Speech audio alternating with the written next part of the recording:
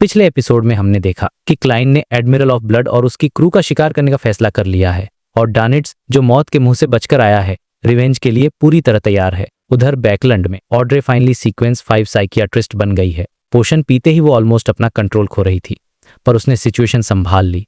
और दूसरी तरफ सारे पायरेट्स के बेट्स का रोन फैल गया है, जिसके पीछे एडमिरल ऑफ ब्लड भी पड़ा है। वेलकम बैक गाइस, नई वीडियो आ चुकी है तो यह आ चुकी है। और पहले तो है ना, मुझे कुछ लोगों को शाउट आउट देना था जो कि हमारे इस चैनल पे है ना मेंबर्स बने। तो सबसे पहले जो है वो है ES.H, इनका बैटमैन का लोगो है, जो कि जिन्होंने सीक्वेंस पाई का लिया है, जो कि आई थिंक 200 का कुछ तो है। और आसी अली वो भी एक बंदा है, और द किंग, और मिलू पाल और शंकर। तो इन पांचों बंदों ने ना हमारी चैनल की मेंबरशिप ली है, तो या उनको दिल से थैंक यू मेंबरशिप लेने के लिए और बिग शाउट आउट। तो या इतना ही कहना था, ये कहना था, तो उसके लिए टाइम चाहिए होगा, इसलिए वीडियो का भी शेड्यूल है ना थोड़ा चेंज हो जाएगा। जैसे कि अब थोड़ा चेंज होगा, जैसे कि देखो अब संडे को और वेडनेसडे को सिर्फ वीडियो आएगी, तो शेड्यूल के लिए ये बस कहना था। बाकी अगर और कुछ लोगों को, इनको भी है ना दिल से शाउट आउट। अब इनका नाम तो नहीं लिख सकता, बट या एक कमेंट में मुझे हर बार सपोर्ट करते रहते हैं। मतलब कोई भी अगर हेटेड कमेंट आ जाता है या कोई भी कुछ ऐसा वैसा बोलता है, तो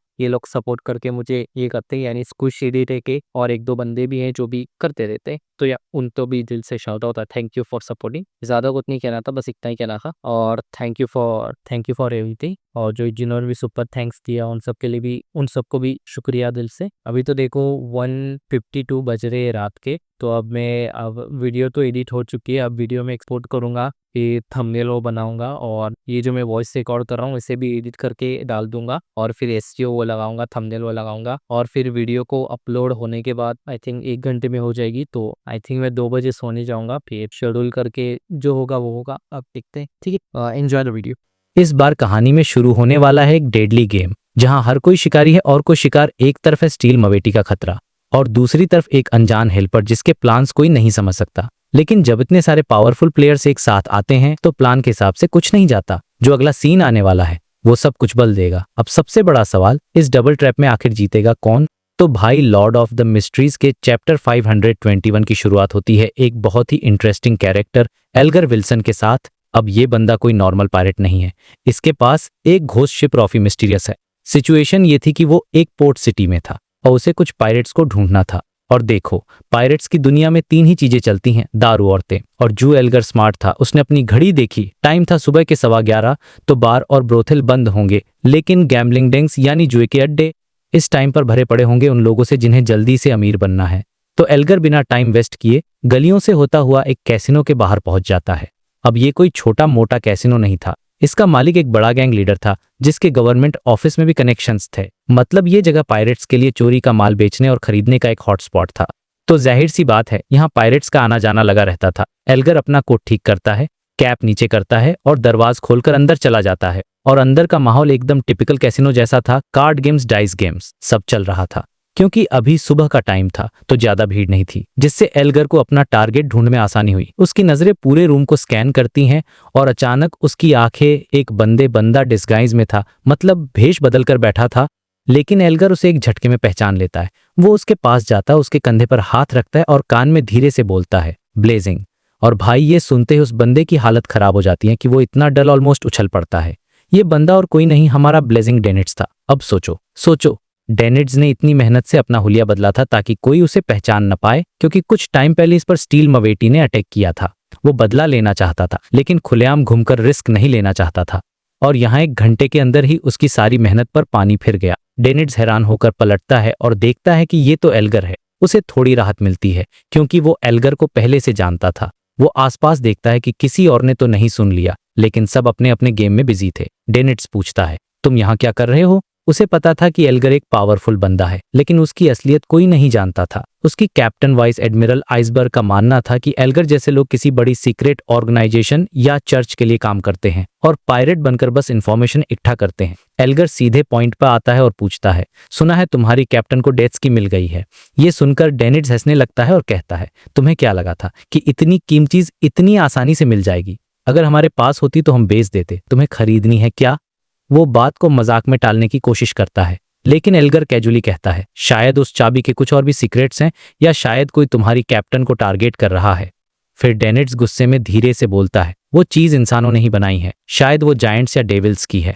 इस पर एल्गर डेनिट्स को छेड़ते हुए पूछता है, तुम्हारी कैप्टन अभी भी तुम सबको पढ़ती लिखाती है क्या? अफवाह थी कि वाइस एडमिरल आइसबर्ग को अनपढ़ लोग पसंद नहीं थे, इसलिए वो अपने क्रू को रोज जनरल नॉलेज और रीडिंग की क्लास देती थी। ये सुनकर डेनिट्स का मुंह बन जाता। वो कहता है, लड़ाई करना इससे ज्यादा आसान है, इसी चक्कर में हमें कभी पूरे क्रू मेंबर्स नहीं मिलते, लोग जॉब छोड़कर भाग जाते हैं। खैर, टॉपिक चेंज करते हुए डेनिट्स एल्गर से कहता है, मेरे लिए स्टील मवेटी पर नजर रखना। एल्गर डेनिट्स के हाथ पर लगी चोट को देखकर समझ जाता है कि उस पर अटैक हुआ था। वो पूछता है, तुम उससे बदला लेना चाहते हो? डेनिट्स कोई जवाब नहीं देता, बस अपने कार्ड्स पर फोकस करने का नाटक करता है। अब यहाँ से एल्गर का दिमाग चलना शुरू होता है और ये सीन बहुत ही कमाल का है। वो कहता है, तुम्हारी कैप्टन की शिप तो 7 दिन पहले सोनिया आइलैंड के पास थी, वो इतनी जल्दी यहाँ नहीं पहुंच सकती। मतलब तुम्हारे पास कोई नया हेल्प है, कोई नया साथी, क्योंकि अकेले तुम स्टील मवेटी का मुकाबला नहीं कर सकते, उसके साथ हमेशा उसकी पूरी टीम होती है। डेनिट्स फिर से बात टाल देता है, लेकिन एल्गर के दिमाग में बत्ती जल जाती है। वो सोचने लगता है, जो ऐसा कौन हो सकता है स्टील मवेटी से लड़ने की ताकत रखता हो लेकिन समंदर में फेमस भी न हो? या तो वो किसी सीक्रेट ऑर्गेनाइजेशन से है या फिर पहली बार समंदर में आया है। तभी उसे कुछ याद आता है। वो एक बहुत बोल्ड गेस मारता है।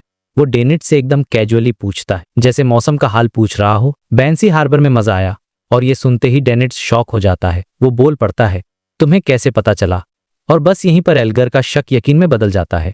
उसे समझेनिट्स का नया हेल्पर कौन है। बैंसी हार्बर वाला इंसिडेंट एक सीक्रेट था और इतनी जल्दी खबर फैलना इम्पॉसिबल था। एल्गर मन ही मन मुस्कुराता है, एम्परर रोसेल के फेमस वर्ड्स याद करता है, बोल्डली हाइपोथेसाइज करो और केयरफुली वेरीफाई करो, मतलब अंदाजा लगाओ और फिर सावधानी से उसे कंफर्म करो। एल्गर डेनिट्स से कहता है कि वो स्टील को ढूंढने में उसकी मदद करेगा और उसका कॉन्टैक्ट एड्रेस लेकर वहां से चला जाता है।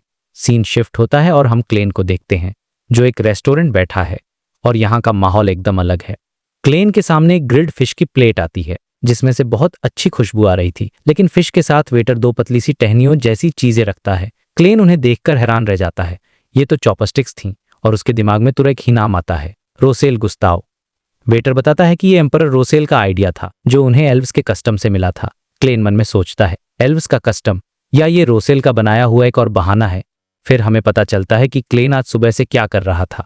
वो अपने फेसलेस बनने की एक्टिंग मेथड के लिए प्रैक्टिस कर रहा था। वो चर्च के हॉस्पिटल्स में गया था ताकि किसी मरने वाले इंसान की पहचान ले सके, लेकिन उसे कोई सूटेबल टारगेट नहीं मिला क्योंकि जितने भी लोग थे उन सबके पास उनके रिश्तेदार थे। अगर वो किसी को इम्पर्सोनेट कर तो तुरंत पकड़ा जाता। इसलिए अब वो सोच रहा था कि उसे एडवेंचरस वाले बार में जाना चाहिए जहां अक्सर बाहर से आए लोग किसी कोने में मर जाते हैं और उनके बारे में किसी को पता भी नहीं चलता। खैर, इन सब बातों को साइड रखकर क्लेन अपना ध्यान अपनी टेस्टी फिश पर लगाता है। तो एक तरफ एल्गर को क्लेन के बारे में पता चल चुका है और दूसरी तरफ क्लेन बेचारा अपनी एक्टिंग और खाने में बिजी है। उसे पता ही नहीं कि समंदर में क्या खिचड़ी पक रही है। और यहीं पर ये चैप्टर खत्म हो जाता है। तो भाई, कहानी आगे बढ़ती है रॉस्टेड आर्किपेलागो में, जो लोइन किंगडम की एक कॉलोनी है। यहाँ क्लेन एक लोकल रेस्टोरेंट में बैठा है और सिकलबैक नाम की एक मछली खा रहा है। देखो, इस मछली का मीट मरलोक के मीट जितना अच्छा तो नहीं था, लेकिन जो मसाले यूज हुए थे उनका कॉम्बिनेशन इतना कमाल का था कि क्लेन खुद को रोक ही नहीं पाया और खाते खाते उसके दिमाग की बत्ती जलती है। एक बिजनेस आइडिया आता है। वो सोचने लगता है कि यार, यहाँ के कुछ बियॉन्डर्स जो इस खतरनाक लाइफ से थक गए हैं, वो बैकलैंड जाकर रोस्टेड स्टाइल ग्रिल्ड फिश का रेस्टोरेंट खोल सकते हैं। बैकलैंड जैसे बड़े शहर में ये आइडिया पक्का चलेगा, लेकिन फिर वो प्रैक्टिकल होकर सोचता है कि वहां पर ये मसाले बहुत महंगे मिलेंगे, कॉस्ट बढ़ जाएगी और सही टारगेट ग्रुप को अट्रैक्ट करने के लिए अच्छी लोकेशन भी चुननी पड़ेगी। देखो, यही क्लेन की खासियत है। वो हमेशा सिचुएशन को हर एंगल से एनालाइज करता है और इसी सोच के साथ वो सोशल क्लास के बारे में सोचने लगता है कि कैसे आम लोगों को अमीर बनने का रास्ता नहीं मिलता क्योंकि उनके पास सही विजन नहीं होता, और विजन आता है अच्छी एजुकेशन और दुनिया देखने के एक्सपीरियंस से। इस सोशल क्लास के जाल से बाहर निकलने के सिर्फ 2 ही रास्ते हैं, या तो हायर एजुकेशन हासिल करो या फिर अपनी जान जोखिम में डालकर एडवेंचर पर निकल पड़ो। लेकिन दूसरा रास्ता बहुत खतरनाक था। कई लोग इस रास्ते पर चुपचाप गायब हो जाते थे। खैर, इस खाने का बिल आया 2 सोली और 5 पेंस, जो सस्ता तो नहीं था, पर क्लेन अच्छे खाने पर पैसे खर्च करने कभी पीछे नहीं हटता था। ऊपर से आजकल उसके ज्यादातर खर्चे तो डेनिट्स ही उठा रहा था। तो खाना खाकर अब अपना हैट और केन लेकर वो ओल्ड जॉन रेस्टोरेंट से बाहर निकलता है और बाहर निकलते ही उसे एक बहुत ही अजीब सीन देखने को मिलता है। एक नेटिव पुलिस ऑफिसर जो खुद रॉस्टेड का ही था, एक दूसरे नेटिव गरीब आदमी को डंडे से मार मार कर भगा रहा था। यहाँ के जो ओरिजिनल लोग थे उनकी स्किन थोड़ी डार्क थी, धूप की वजह से ब्रॉन्ज जैसी, और बाल हल्के करली थे। वो लोएन किंगडम से आए कॉलोनिस्ट से काफी अलग दिखते थे, लेकिन जैसे ही उस पुलिस वाले की नजर क्लेन पर पड़ती है, जो एक प्रॉपर लोएन जेंटलमैन लग रहा था, double breasted coat, top hat और केन के साथ, वो फौरन अपना डंडा छुपा लेता है, सीधा खड़ा होता है और क्लेन को सैल्यूट करता है। ये सीन देखकर क्लेन को अंदर से बहुत अजीब फील होता है। उसे एक कॉलोनियलिज्म का असली चेहरा दिखता है। अब सिचुएशन को और अच्छे से समझने के लिए थोड़ा बैकग्राउंड जान लो। इस जगह को पूरी तरह से कॉलोनी बने हुए 50 साल से भी कम हुए थे। शुरुआत में लोएन ने यहाँ के लोकल राजाओं के साथ मिलकर सेंट्रल सोनिया कंपनी के नाम पर सिर्फ बिजनेस किया था, लेकिन जैसा हमेशा होता है, कंपनी में करप्शन और पावर की लड़ाई शुरू हो गई। और सबसे मजेदार और अजीब बात यह थी कि कंपनी के जो बड़े बड़े लोग यहाँ के राजाओं को अपने जूते चूमने पर मजबूर कर देते थे, वो असल में बैकलैंड में कुछ भी नहीं थे, मामूली लोग थे। इस सारे ड्रामे के बाद किंग और प्राइम मिनिस्टर ने फैसला किया कि कंपनी को बंद करके अपनी आर्मी भेजकर इस जगह पर पूरी तरह से कब्जा कर लिया जाए, और इस तरह ये एक सच्ची कॉलोनी बन गई। आज के टाइम में यहाँ के सारे बड़े ऑफिसर्स लोएन के थे और मिडिल रैंक में कुछ पोस्ट लोकल राजाओं के वंशजों को दे दी गई थी, और जो छोटी मोटी नौकरियां थीं जैसे पुलिस की, वो पढ़े लिखे नेटिव्स के लिए खुली थीं। तो जो पुलिस वाला क्लेन को सैल्यूट कर रहा था, वो भी उन्हीं में से एक था। क्लेन उससे पूछता है, यहाँ कोई कैरिज नहीं मिलती क्या? वो पुलिस वाला डरे सहमे और एक्साइटेड टोन में जवाब देता है, सर, गवर्नर जनरल के ऑफिस के रूल्स के मुताबिक इस स्ट्रीट में कैरीज अलाउड नहीं है, आपको आगे वाली स्ट्रीट तक पैदल जाना होगा। क्लेन बस धीरे से सिर हिलाता है और उसकी तारीफ करते हुए कहता है, तुम लोनीज अच्छी बोलते हो। ये सुनकर तो वो पुलिस वाला खुशी से पागल हो जाता है। वो कहना चाहता था कि मैं भी खुद को लोएनीज ही समझता हूँ, लेकिन उसे डर था कि कहीं क्लेन को गुस्सा ना आ जाए। ये सब देखकर क्लेन मन ही मन एक गहरी सांस लेता है और आगे बढ़ जाता है। वहां का माल बैकलैंड या टिंगिन जैसे शहरों से बहुत अलग था। लोगों के पड़े पहनने का तरीका भी एकदम डिफरेंट था। क्लेन का फॉर्मल सूट बूट वाला लुक देखकर आसपास के लोग उससे डर रहे थे। कोई उसकी आंखों में आंखें डालकर बात करने की हिम्मत नहीं कर रहा था। खैर, इन सब बातों को पीछे छोड़कर क्लेन दोपहर के 2 बजे बार पहुंचता है। ये जगह एडवेंचरर्स का फेमस अड्डा थी। बार में उस वक्त ज्यादा भीड़ नहीं थी, तो क्लेन आसानी से काउंटर तक पहुंच गया। उसने देखा कि बार के साइड में 3 ब्लैक बोर्ड्स लगे थे, जिन पर अलग अलग तरह के पीले पड़ चुके नोटिस चिपके हुए थे। किसी को बॉडीगार्ड हायर करना था, किसी को कोई इंसान ढूंढना था, कोई किसी आइलैंड की इंफॉर्मेशन मांग रहा था, तो कोई किसी समुद्री डाकू के सिर पर इनाम दे रहा था। मतलब जो काम बैकलैंड में प्राइवेट डिटेक्टिव्स और सिक्योरिटी कंपनीज करती थीं, वो सारा काम यहाँ एडवेंचरर्स के हवाले था। क्लेन काउंटर पर टैप करके बोलता है, एक ग्लास जरहार। ये यहाँ की एक लोकल बियर थी, सस्ती और टेस्टी, जो एडवेंचरर्स के बीच बहुत पॉपुलर थी। ये बात क्लेन को ब्लेजिंग डेनिट से पता चली थी। बियर हाथ में ले क्लेन एक ऊंची चेयर पर बैठ जाता है और चुपचाप आसपास के लोगों की बातें सुनने लगता है, ताकि उसे कोई काम का टारगेट मिल सके। लगभग 1 घंटे बाद जब बार में भीड़ बढ़ने लगती है, तो फाइनली उसके कानों में एक बहुत ही इंटरेस्टिंग कन्वर्सेशन पड़ती है। उसके पास वाली टेबल पर बैठे 4 लोग अपने किसी दोस्त की मौत पर अफसोस जता रहे थे। एक आदमी बोला, यार मुझे लगा था वेंट समुंदर में गया है, पता ही नहीं चला कि वो घर पर ही था और बहुत बीमार था। दूसरा बोला, अगर मैं 2 दिन पहले उसके घर चला जाता तो वो मरता नहीं। तुम्हें पता नहीं उसका कमरा कितना डरावना था, उसकी बॉडी पर सफेद मशरूम्स की पूरी परत उगाई थी। ये सुनते ही उनका तीसरा साथी चिल्लाया, चुप हो जा कमीने, दिख नहीं रहा मैं सॉसेज खा रहा हूं। लेकिन बात यहीं नहीं रुकी। चौथा आदमी बोला, और वेंट का पूरा कमरा कीड़े मकड़ों से भरा था, मक्खियां, पतंगे, कॉकरोच। यकीन नहीं होता कि वहां कोई इंसान रहता था। बाद में जो पुलिस आई थी, वो भी देखकर हैरान रह गई थी। ये सब सुनते ही क्लेन के कान खड़े हो जाते हैं। बॉडी पर मशरूम्स, कमरे में कीड़े, ये कोई नॉर्मल मौत तो बिल्कुल नहीं हो सकती। ये पक्का कोई बियॉन्डर से जुड़ा मामला है। पुलिस ने जरूर ये केस मैंडेटेड पनिशर्स को रिपोर्ट किया होगा, और 3-4 दिन हो चुके हैं, तो शायद उन्होंने मामला सुलझा भी लिया हो। लेकिन क्लेन सोचता है कि एक बार जाकर देखने में क्या हर्ज है, शायद कोई सुराग मिल जाए।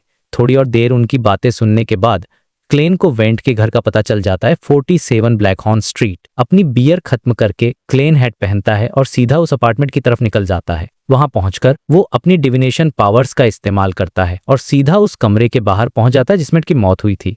कमरा अभी तक किसी और को किराए पर नहीं दिया गया था। क्लेन दरवाजा खोलकर अंदर जाता है, उसे लॉक करता है और बहुत सावधानी से सब कुछ चेक करने लगता है। सब कुछ कंफर्म करने के बाद वो अपना सामान निकालता है, एक्सट्रैक्ट्स, एसेंशियल ऑयल्स और स्पेशल कैंडल्स, और फटाफट बेड के सामने एक स्पिरिट चैनलिंग रिचुअल सेटअप करता है। उसे पता था कि मौत को कई दिन हो चुके हैं, तो उसे सिर्फ टूटी फूटी और धुंधली जानकारी ही मिलेगी, पर कुछ ना मिलने से तो कुछ मिलना बेहतर था। रिचुअल शुरू होते ही कैंडल की लो अचानक नीली हो जाती है और तेजी से हिलने लगती है। क्लेन को महसूस होता है जैसे वो किसी दूसरी ही दुनिया में आ गया हो। फेसलेस बनने के बाद और ग्रेफॉक की मदद से अब उसे ड्रीम डिविनेशन की जरूरत नहीं थी। वो सीधे सीधे वेंट की बची हुई स्पिरिचुअलिटी और उसकी आखिरी इच्छा को देख सकता था। और उसे 3 सेंस दिखाई देते हैं। पहला सीन वेंट को एक फेंकी हुई लाश के पास से एक चमकता हुआ हरा जेम मिलता है जिसमें जिंदगी की भरपूर एनर्जी थी। दूसरा सीन वेंट अपने बिस्तर पर मरा पड़ा है, उसकी स्किन पर हर तरह के मशरूम्स उगे हुए हैं और उसके गले में उसी हरे जेम से बना एक सिल्वर नेकलेस है। और तीसरा सीन एक बहुत ही खूड़ की, जिसका नाम सूरत लाइन था, समुद्र किनारे बैठी है और उसकी आंखें नम है और उसके चारों ओर वेंट की आवाज गूंज रही है जो कह रही है, राइन में मरने वाला हूँ। मुझे बहुत अफसोस है कि मैं तुम्हें कभी बता नहीं पाया कि मैं तुमसे प्यार करता हूँ। मैं चाहता हूँ कि तुम मुझसे शादी कर लो। इसके साथ ही वो तस्वीरें टूट जाती हैं और रिचुअल खत्म हो जाता है। क्लेन को अब पूरी कहानी समझ आ चुकी थी। ये बेचारा वेंट सच में बहुत अनलकी था। उसने अनजाने में कुछ ऐसा उठा लिया था जो उसे नहीं उठाना चाहिए था।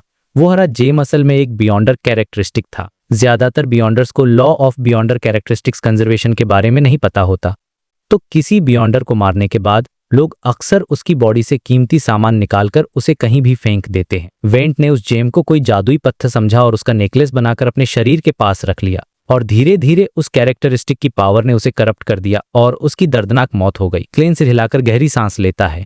इस दुनिया में एक सबक हमेशा याद रखना चाहिए, किसी भी अनजान चीज को कभी हाथ नहीं लगाना चाहिए वरना अंजाम वेंट जैसा हो सकता है। तो भाई, चैप्टर 523 जिसका नाम है कॉपरेशन, यहाँ से कहानियों थी इंटरेस्टिंग मोड़ लेने वाली है। पिछले चैप्टर में हमने देखा था कि क्लेन स्टील मावेटी को हंट करने के मिशन पर है और उसके लिए वो पूरी तैयारी कर रहा है। तो कहानी शुरू होती है क्लेन के साथ जो ब्लैकहॉर्न स्ट्रीट से निकल रहा है।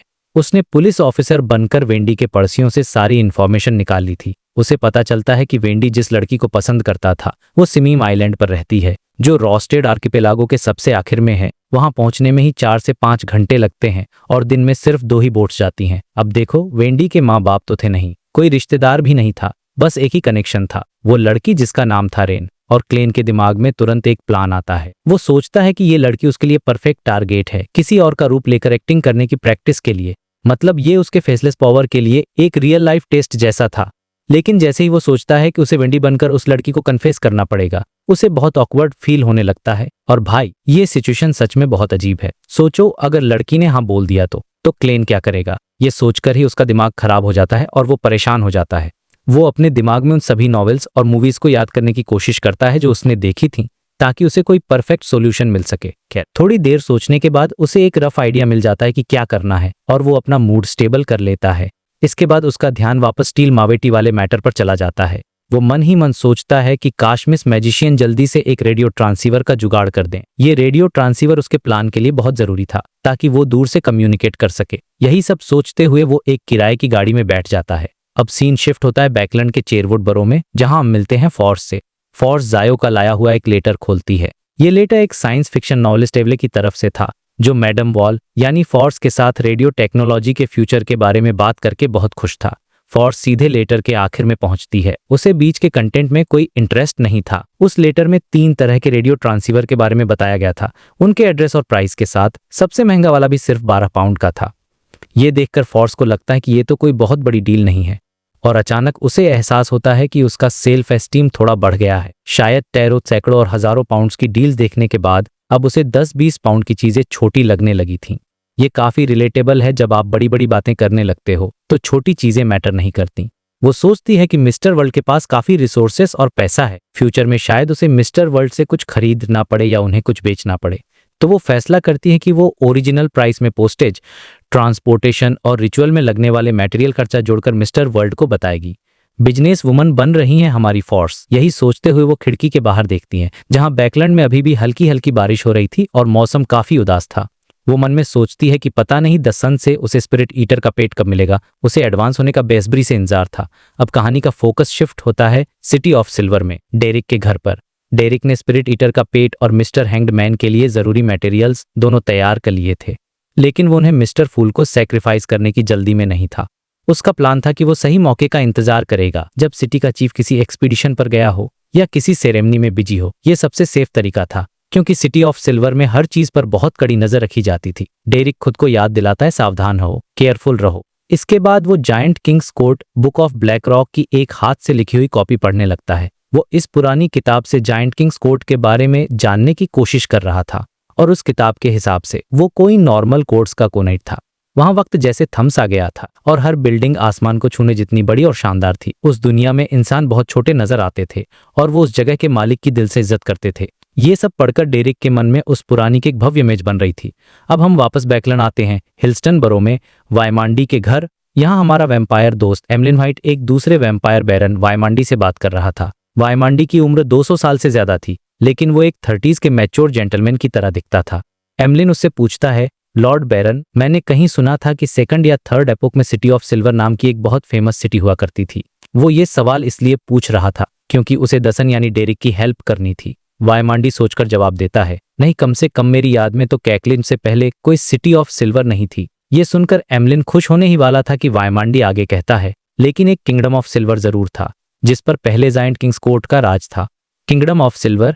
एमलिन और ज्यादा जानने के लिए पूछता है। वायमांडी मुस्कुराते हुए बताता है, किंगडम ऑफ सिल्वर की जायंट्स कोर्ट में एक स्पेशल जगह थी। वो लोग सीधे जायंट किंग और मीर की पूजा नहीं करते थे, बल्कि वो जायंट किंग्स कोर्ट की क्वीन ओमेबेला को मानते थे। ये एक बहुत बड़ा और नया इन्फॉर्मेशन ड्रॉप था जिससे सिटी ऑफ सिल्वर की हिस्ट्री के बारे में एक और मिस्ट्री सामने आ गई थी। और अब फाइनली कहानी वापस आती है हमारे मेन कैरेक्टर क्लेन के पास, जो बायाम शहर में है।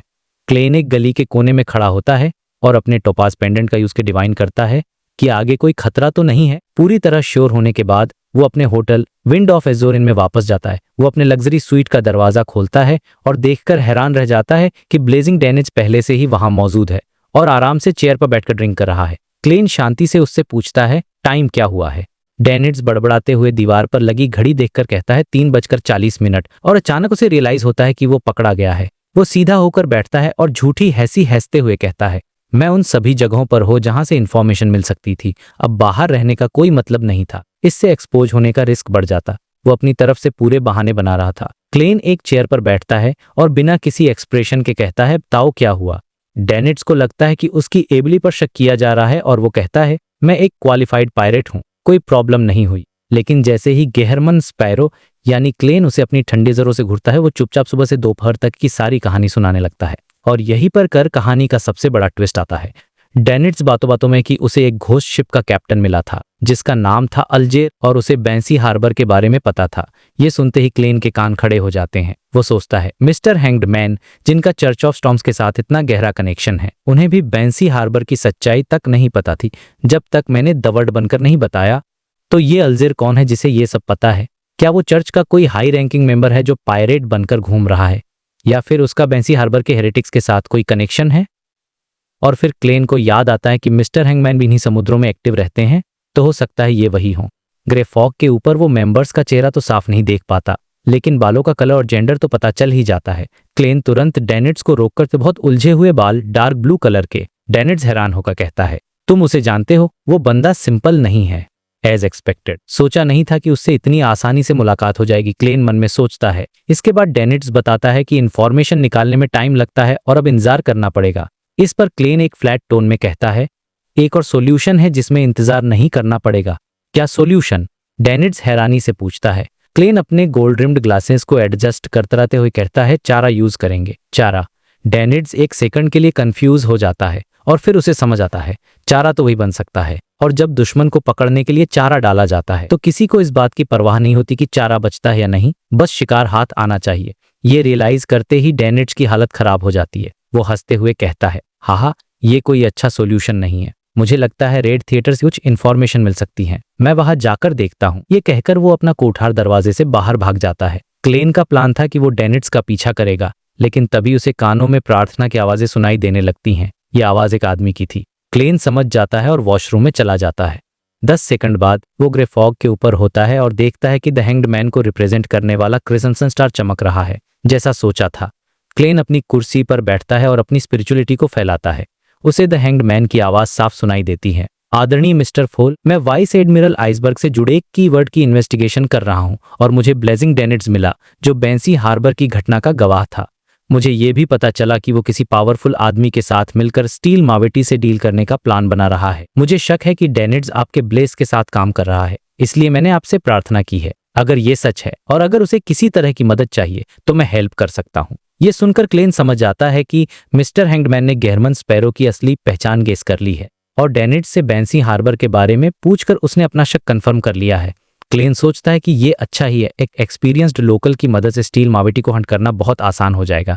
वो जल्दी से अपना फैसला करता है और द वर्ड का एक डमी बनाकर उसे प्रार्थना करते हुए दिखाता है और फिर वो द हैंग्ड मैन को जवाब भेजता है, आदरणीय मिस्टर फुल, मुझे कुछ मदद की जरूरत है। ये सीन सेट करने के बाद क्लेन इस सीन और आवाज को द हैंगमैन के क्रिम्सन स्टार में फेंक देता है और इस तरह दो टैरो क्लब मेंबर्स के बीच एक अनऑफिशियल कोऑपरेशन की शुरुआत होती है। तो भाई चैप्टर 524 की शुरुआत होती है एक बहुत ही इंटेंस और सीक्रेट मीटिंग के साथ। शाम के 5 बजे का टाइम है और जगह है पैम्स डिवाइनेशन लॉज, एक कैफे जिसका पूरा थीम मिस्टिसिज्म पर बेस्ड है। अब सीन में एंट्री होती है टैरो क्लब के सबसे सीनियर मेंबर द हैंगमैन यानी कि ओढ़र विल्सन की। वो कैफे का दरवाजा खोलकर अंदर आता है और एक फर्मी कॉफी ऑर्डर करता है। मतलब भाई का स्वैग देखो, मीटिंग से पहले माहौल बना रहा है। टेबल पर बैठकर वो अपने टैरो कार्ड्स निकल खाए और सबसे ऊपर जो कार्ड रखा था वो था द हैंग्ड मैन, जो कि उसका अपना ही कोड नेम है। ये एक तरह का सिग्नल था कि हाँ, मैं ही वो बंदा हूं जिससे तुम्हें मिलना है। आज उसने अपने नॉर्मल कपड़े भी नहीं पहने थे, बल्कि एक डार्क क्लासिक रॉब और एक अजीब सी टोपी पहन रखी थी, जैसे कोई पुराने जमाने का जादूगर या वॉरलॉक हो। वो बस शांति से अपनी कॉफी पी रहा था, बिना किसी बेचैनी के, पूरा पेशेंस के साथ इंतजार कर रहा था। मुझे तो लगता है कि ये पूरा लुक उसने द वर्ल्ड को इम्प्रेस करने के लिए बनाया था कि देखो मैं कितना मिस्टीरियस हूँ। अब लगभग 5-6 मिनट बाद कैफे का दरवाज फिर से खुलता है और इस बार एंट्री होती है हमारे हीरो क्लेन की, जो इस मीटिंग के लिए द वर्ल्ड बना हुआ है। उसने भी अपना हुलिया थोड़ा बदल लिया था। एक ब्लैक कोट और हैट पहने वो लगभग 30 इयर्स का लग रहा था। उसके चेहरे पर ए मैच्योर और थोड़ी उदास सी फीलिंग थी जो द वर्ल्ड के कैरेक्टर को परफेक्टली सूट कर रही थी। क्लेन की नजरें सीधे ओंझर पर पड़ती हैं और वो टेबल पर रखे द हैंगमैन कार्ड को नोटिस कर लेता है। सिग्नल मिल चुका था, बिना एक भी शब्द है। क्लेन सीधा ओयाल के सामने वाली चेयर पर बैठ जाता है और एक हल्की सी स्माइल के साथ कहता है, मुझे एक डिवाइनेशन करवानी है। बात करते करते वो ओहर को ऊपर से नीचे स्कैन कर लेता है। वो नोटिस करता है कि ये ओहर के फेशियल फीचर्स काफी डीप और उसे देखकर साफ पता चल रहा है कि वो एक फाइटर है जिसे खुली हवा और मुश्किल हालातों में रहने की आदत है। उसकी स्किन का कलर ब्रॉन्ज था, लेकिन वो किसी नेटिव जैसा नहीं लग रहा था, बल्कि ऐसा लग रहा था जैसे कोई लोएन किंगडम का बंदा सालों तक समंदर और खराब मौसम से लड़ा हो। क्लेन तुरंत समझ आता है कि ये और एक मिक्स्ड ब्लड वाला बंदा है, शायद डेसीबे के किसी कॉलोनिस्ट की तरह। मतलब देखो क्लेन की ऑब्जर्वेशन स्किल्स कितनी कमाल की हैं। एक नजर में बंदे की पूरी हिस्ट्री का अंदाजा लगा लिया। अबे ओहर, जो क्लेन को द वर्ल्ड के अवतार में पहली बार देख रहा था, अपने टैरो कार्ड्स आगे बढ़ते हुए धीमी आवाज में कहता है, इसके लिए आपको खुद कार्ड्स शफल करने होंगे। क्लेन कार्ड्स उठाता है, उन्हें अच्छे से देखता है और फिर शफल करके 3 कार्ड्स निकालता है, पास्ट, प्रेजेंट और फ्यूचर के लिए। इसके बाद वो आराम से पीछे टिककर बैठ जाता है और बीच वाला कार्ड यानी प्रेजेंट का कार्ड पलट देता है। और गेस कर वो कार्ड कौन सा था? वो था द वर्ल्ड। ये क्लेन का अपना ही कार्ड था। अब यहां से शुरू होता है असली माइंड गेम। क्लेन जानबूझकर पूछता है, मैं इसका क्या मतलब समझूं? क्लेन को पता था कि हैंगमैन को यह अंदाजा होगा ही कि द वर्ल्ड मिस्टर फूल का ब्लेस्ड है, इसलिए उसने सीधे सीधे अपना कार्ड दिखाकर एक तरह से अपनी आइडेंटिटी कंफर्म कर दी। इससे उसकी इमेज और कॉन्फिडेंट और पावरफुल बन गई। अगर ये ओढ़र को नहीं भी पता था तो भी ये एक बोल्ड मूव था, और अगर उसे पहले से शक था तो ये ऐसा था जैसे क्लेन कर रहा हो, हाँ मुझे पता है कि तुम्हें पता है और मुझे इससे कोई फर्क नहीं पड़ता। ये देखकर ओझड़ का दिल एक पल के लिए धड़कना भूल गया। वो मन में सोचता है, ये तो बहुत इंप्रेसिव है, इसे पता है कि मुझे पता है। वो खुद को संभालते हुए जवाब देता है, इसका मतलब है कि तैयारी की कमी की वजह से काम फेल हो जाएगा। क्लेन सिर हिलाते हुए पूछता है, तो किस तरह की तैयारी की जरूरत है? अबे ओढ़र बाकी कार्ड्स वापस लेता है और फिर से शफल करके एक कार्ड निता है। इस बार कार्ड था द हायरोफेंट। ए ओढ़र अपनी गहरी आवाज में कहता है, तुम्हें एडवाइस की जरूरत है, तुम्हें धर्म और विश्वास की मदद लेनी होगी ताकि तुम गलत रास्ते पर ना जाओ। ये असल में एक कोडेड मैसेज था। हायरोफेंट का मतलब था चर्च ऑफ स्टॉर्म्स को इन्फॉर्म करना।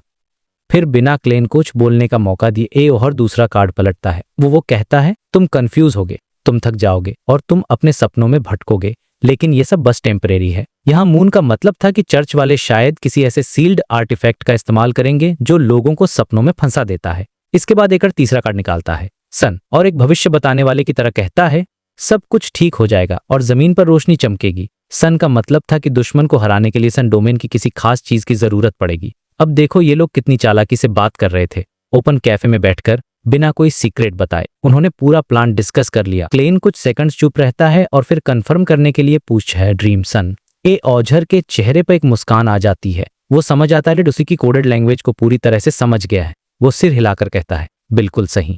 ए ओहर मन ही मन खुश था क्योंकि उसने द वर्ल्ड की इंटेलिजेंस को टेस्ट कर लिया था और वो उसमें पास हो गया था। उसे समझ आ गया था कि ये बंदा सिर्फ पावरफुल ही नहीं बल्कि बहुत चालाक और अनुभवी भी है। लेकिन उसे ये नहीं पता कि क्लेन मन ही मन उसका मजाक उड़ा रहा था। क्लेन सोच रहा था, हाँ, तुम मुझे टैरो कार्ड से टेस्ट कर रहे हो मिस्टर हैंग्ड मैन, तुम इस मामले में अभी बच्चे हो। क्लेन के लिए कोड समझना कोई बड़ी बात नहीं थी। क्योंकि वो खुद ऐसे ट्रिक्स अक्सर इस्तेमाल करता था। वो समझ गया था कि ए ओढ़र का प्लान है कि वो ब्लेजिंग डैनेट्स और स्टील मावेटी की खबर चर्च ऑफ स्टॉर्म्स को देगा और फिर मैंडेटेड पनिशर्स की पावर का इस्तेमाल करके दुश्मनों को खत्म कर देगा। द मून और द सन कार्ड्स बस एक वार्निंग थी कि सावधान रहना। क्लेन को सपनों वाले आर्टिफैक्ट से कोई डर नहीं था क्योंकि वो ड्रीम्स के लिए इम्यून था। ये सब समझने के बाद क्लेन ने उल्टे पड़े द वर्ल्ड कार्ड को सीधा कर दिया, जिसका मतलब था कि वो इस प्लान से सहमत है और तैयारी करेगा। मीटिंग खत्म होने के बाद ये तोखर एक और कोडेड बात कहता है, यहाँ की मास्टर अरोमाथेरेपी में माहिर है, क्या तुम ट्राई करना चाहोगे? ये असल में अगली कॉन्टेक्ट लोकेशन के बारे में एक हिंट था। क्लेन मुस्कुराकर कहता है ठीक है। इसके बाद क्लेन अपनी घड़ी देखता है और वहां से उठ जाता है। जा जाते एमोड अपनी वफादारी दिखाने के लिए कहता है, let us praise God. Klein भी अपनी हंसी रोकते हुए सीरियसली जवाब देता है गॉड, लेकिन फिर वो 2 कदम चलकर रुकता है, मुड़कर ओढ़र को देखता है और मुस्कुराते हुए कहता है, सच कहूं तो तुम पर ये जादूगर वाले कपड़े बिल्कुल अच्छे नहीं लग रहे। ये सुनकर ओढ़र एकदम कंफ्यूज हो जाता है। क्लेन के जाने के बाद वो खुद को शीशे में देखता है और उसे एहसास होता है कि बात तो सही है। एक खूंखार और रफ टफ दिखने वाला बंदा जो किसी भी वक्त लोगों को लड़ने के लिए बुला सकता है, उस पर ऐसे मिस्टीरियस कपड़े सच में बहुत अजीब लग रहे थे। इसके बाद का सीन शिफ्ट होता है कैथेड्रल ऑफ वेव्स पर, जहां ए और अपने नॉर्मल कपड़ों में वापस आ चुका था। वो सीधा बिशप चोगो से मिलता है और उसे पूरा प्लान बताता है कि कैसे वो ब्लेजिंग डैनेट्स का नाम इस्तेमाल करके स्टील मावेटी तक गलत खबर पहुंचाएगा और फिर उन्हें जाल में फंसाएगा। बिशप उसके प्लान से बहुत इंप्रेस होता है और फिर रात में ए ऑजर एक बार में जाता है जहां वो स्टील मावेटी के एक जासूस को ढूंढ निकालता है। वो उस आदमी के बगल में जाकर बैठता है और बातों बातों में ये जाहिर करता है कि ब्लेजिंग डैनेट्स ने उसे बेवकूफ बनाया और स्टील मावेटी के बारे में गलत जानकारी दी। वो जासूस तुरंत समझ आता है कि ब्लेजिंग डैनेट्स शहर में है और वो बिना कोई शक जाहिर किए वहां से निकल जाता है। ए और उसे जाते हुए देखता है। उसके चेहरे पर कोई मुस्कान नहीं थी, बस गहरी और खामोश आंखें थीं। जाल बिछ चुका था और अब बस शिकार के फंसने का इंतजार था। यहाँ पर ये चैप्टर खत्म हो जाता है और एक बहुत बड़े एक्शन की तैयारी शुरू हो जाती है। तो भाई, लॉर्ड ऑफ मिस्ट्रीज के चैप्टर 525 में आपका स्वागत है, जिसका नाम है द काम स्क्वॉल। और नाम से ही पता चल रहा है कि ये चैप्टर किसी शांत लेकिन खतरनाक तूफान की तैयारी से तो कहानी शुरू होती है तो कहानी है मैन यानी अलगर के साथ, जो इस वक्त बायाम के एक बार बैठा हुआ है। रात के 8 बज चुके हैं और वो अपना ड्रिंक खत्म करके भीड़ में से रास्ता बनाता हुआ बाहर गली में आ जाता है। अब बायाम, जो रोरस्ट आर्किपेलागो का हिस्सा है, वो कोयले की वजह से काफी अमीर जगह है, इसलिए वहां की सड़कों पर बैकडून जैसे बड़े शहरों की तरह गैस लैंप्स लगे हुए हैं जो गलियों को रोशन कर रहे हैं। ये छोटी सी डिटेल दुनिया को कितना रियल फील कराती है ना। अलगर अपना हेडस्कार्फ उतारता है और एक सुनसान गली में चला जाता जहां उसे शराब और यूरिन की तेज स्मेल आती है। मतलब माहौल पूरा सेट है एक सीक्रेट मीटिंग के लिए। वो अभी सोच ही रहा होता है कि उसे और ज्यादा कन्विंसिंग एक्टिंग करनी चाहिए या नहीं, कि तभी उसके पीछे से एक मजबूत आवाज आती है। आवाज पूछे, क्या तुमने ब्लेजिंग की इन्फॉर्मेशन जानबूझकर हम तक पहुंचाई थी? इस एक लाइन से ही समझ आ जाता है कि सामने वाला बंदा कोई बेवकूफ नहीं है। अलगर मनी मन सोचता है ये तो स्टूपिड नहीं है, और वो धीरे धीरे पलटता है जैसे किसी सरप्राइज के लिए तैयार हो रहा हो। अब ये अलगर की स्मार्टनेस है। वो हर सिचुएशन में एक वॉरियर की तरह अलर्ट रहता। 7-8 कदम दूर दीवार के सहारे एक आदमी खड़ा था। उसकी हाइट लगभग 1.78 मीटर्स थी। उसने एक बोट शेप वाली हैट पहनी हुई थी और उसका चेहरा पतला और शार्प था। आंखों में अजीब सी कोडनेस थी। हालांकि वांटेड पोस्टर और असली इंसान में अक्सर फर्क होता है, लेकिन अलगर, जो चर्च का एक मेंबर भी है और कई पायरेट कन्वेंशंस में हिस्सा ले चुका है, वो उसे तुरंत पहचान लेता है। ये बंदा था काम स्क्वॉल, स्टील मावेटी का सबसे खास आदमी, जिसकी बाउंटी थी 1500 पाउंड्स। अब सोचो, एक ऐसा बंदा जो अपने इमोशंस को कंट्रोल करने और शांति से सोचने में लेकिन उतना ही बेरहम भी है, वो कितना खतरनाक होगा। अलगर जानबूझ थोड़ा हिचकिचाने की एक्टिंग करता है और पूछता है, और पूछ स्क्वॉल। स्क्वॉल एक खाली सी स्माइल देता और कहे, क्या मैं मना कर सकता हूँ? शायद नहीं। ठीक वैसे ही जैसे तुम ये नहीं मना कर सकते कि तुमने जानबूझ के इनका जिक्र ओमारू से किया था। वो दिमाग का इस्तेमाल करना पसंद नहीं करता, मुझसे बिल्कुल उल्टा है। यहाँ स्क्वॉल ने क्लियर कर दिया कि वो अलगर का गेम समझ चुका है। तो अब अलगर भी सीधी बात पर आता है। वो कहता है, मैंने झूठ बोलने का कभी सोचा ही नहीं। मैं तो बस उस खबर के बदले कुछ पेमेंट चाहता हूँ जो तुम्हें मुझसे मिली है।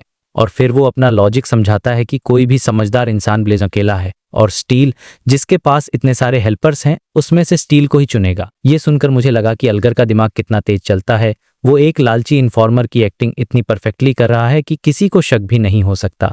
स्क्वॉल उसकी बात से सहमत होता है और डिटेल्स पूछता है। अलगर कहानी सुनाता है कि वो गोल्ड कॉइन कसिनो में ब्लेजिंग से टकराया था और ब्लेजिंग ने उसे स्टील की लोकेशन पर नजर रखने का काम दिया था। अलगर कहता है कि ब्लेजिंग शायद एक काउंटर अटैक की तैयारी में, और इस इंफॉर्मेशन की कीमत कम से कम 1000 पाउंड्स होनी चाहिए। इस पर स्क्वॉल हंसता है और कहता है, 1000 पाउंड्स? क्या तुम सपना देख रहे हो? ये एक ट्रैप भी हो सकता है ब्लेजिंग ने अपने लिए हेल्पर्स ढूंढ लिए हों। अलगर कहता है ये ट्रैप नहीं, ये सोचना मेरा काम नहीं है। 500 पाउंड्स, इससे कम में मैं ऐसा दिखावा करूंगा जैसे कुछ हुआ ही नहीं। लेकिन स्क्वॉल कहाँ मानने वाला था। वो कहता है 300 पाउंड्स और तुम्हें कुछ समय के लिए मेरे साथ एक जगह पर रहना होगा। अब ये एक क्लासिक पायरेट मूव है ताकि अलगर ये खबर किसी और को बेचकर उनका प्लान खराब न कर दे। स्क्वॉल उसे धमकी भी देता है कि अगर उसकी वजह से कोई गड़बड़ हुई तो अंजाम अच्छा नहीं होगा। अलगर मन में सोचता है बिल्कुल वैसा ही हुआ जैसा मैंने सोचा था। जब तक मेरी असली पहचान और ताकत का पता नहीं है ये लोग मुझे मारने की बजाय कैद करना ही पसंद करेंगे। लेकिन उसने एक वर्स्ट केस सिनेरियो के लिए भी तैयारी कर रखी थी। अगर उसे भागना पड़ता तो वो भाग सकता था। वो बाहर से दुविधा में होने की एक्टिंग करता है और कहता है 2 दिन से ज्यादा नहीं, वरना मेरा क्रू मेरे जहाज के साथ चला जाएगा। स्क्वॉल मान जाता है और उसके हाथ में अचानक एक तेज धार वाला स्कैल्पेल आ जाता है जिसे वो किसी बाजीगर की तरह अपनी उंगलियों पर घुमाने लगता है। ये एक साइलेंट वार्निंग थी कि ज्यादा होशियार दिखाने की कोशिश मत करना। अलगर उसे 15 एमरीज एवेन्यू का एड्रेस और कांटेक्ट का तरीका बताता है और स्क्वॉल उसे लेकर एक अनजान गली के गुमनाम से घर में घुस जाता है।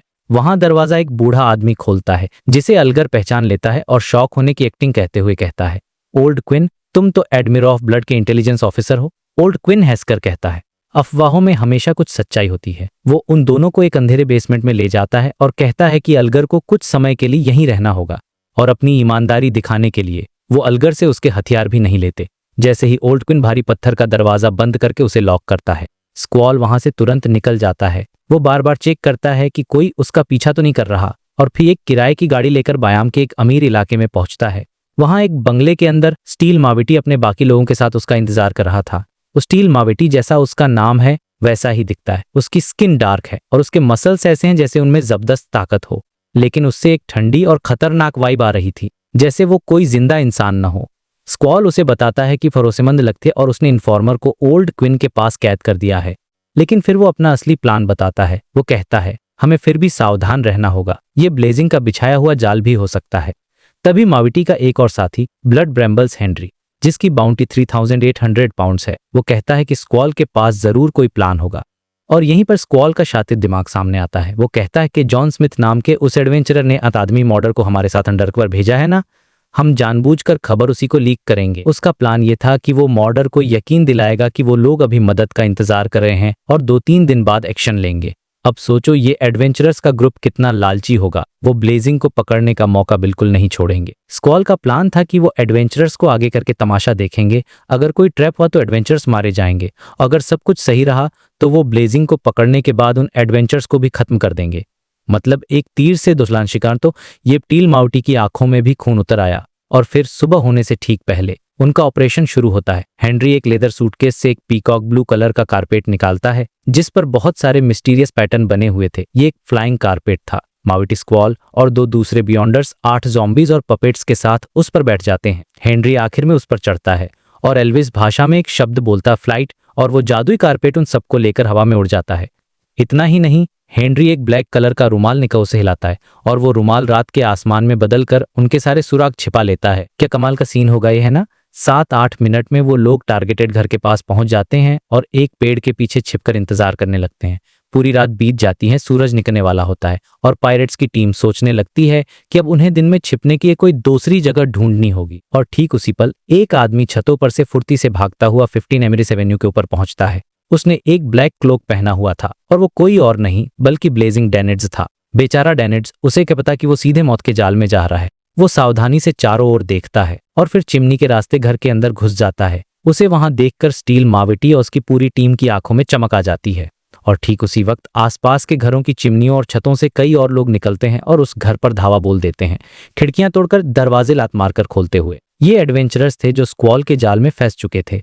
तो अब सिचुएशन यह है कि डैनिड्स एक घर में फंसा है जिसे पकड़ने के लिए एडवेंचरर्स की टीम अंदर घुस चुकी है और बाहर एक पेड़ के पीछे छिपे असली टीम ये सब देख रही है।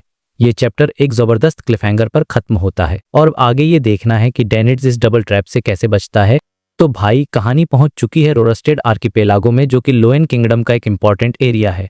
और ये जगह सिर्फ पॉलिटिकली ही नहीं बल्कि चर्च ऑफ स्टॉर्म्स के लिए भी एक बड़ा सेंटर है, जहां उनका एक हाई रैंकिंग डीकन हमेशा तैनात रहता है। अब सीन यह है कि चर्च वालों को कुछ समुद्री डाकुओं को पकड़ना है, जिसमें ब्लेजिंग डेनिन्स भी शामिल है। इस मिशन को लीड कर रहा है डीकन कॉर्डोबा रोए, और भाई ये बंदा कोई चांस नहीं लेना चाहता। उसे अंदर से एक अजीब सी फीलिंग आ रही थी कि कुछ गड़बड़ है, कोई तो प्रॉब्लम है। इसलिए उसने सेफ्टी के लिए एक नहीं बल्कि 2 मैंडेटेड पनिशर टीम्स बुला ली और साथ में लाए 2 बहुत ही खतरनाक सील्ड आर्टिफैक्ट्स नंबर 237 और 2166।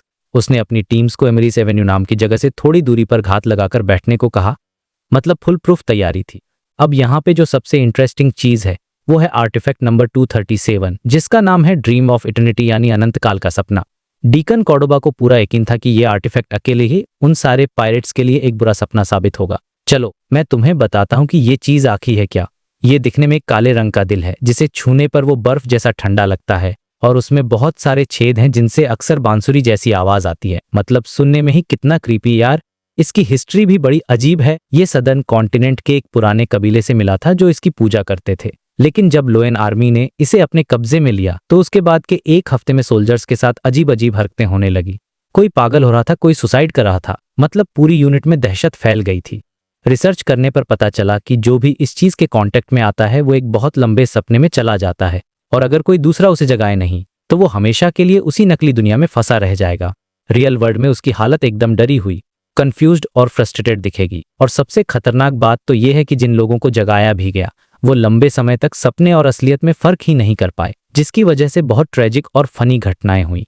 जैसे किसी ने अपने सुपीरियर को प्यार का इजहार कर दिया, किसी ने जहरीले सांप के मुंह पर किस कर लिया, कोई डिप्रेशन में चला गया, और एक तो बिना कपड़ों के भागने लगा। सोचो अगर उन्हें दूसरे शहर में ट्रांसफर नहीं किया जाता तो उनका अंजाम या तो पागलपन होता या फिर सुसाइड। इस आर्टिफैक्ट को यूज करके टारगेट के आस 50 मीटर के दायरे में मौजूद सभी लोगों को एक ही सपने में डाला जा सकता है, और यूजर अपने साथियों को इससे बचा भी सकता है। लेकिन इसका एक बहुत बड़ा साइड इफेक्ट यूजर पर भी होता है। मिशन के बाद यूजर खुद सपने और असलियत में फर्क नहीं कर पाता, और उसे ठीक होने के लिए उस शहर को छोड़ना पड़ता है जहां ये आर्टिफैक्ट है।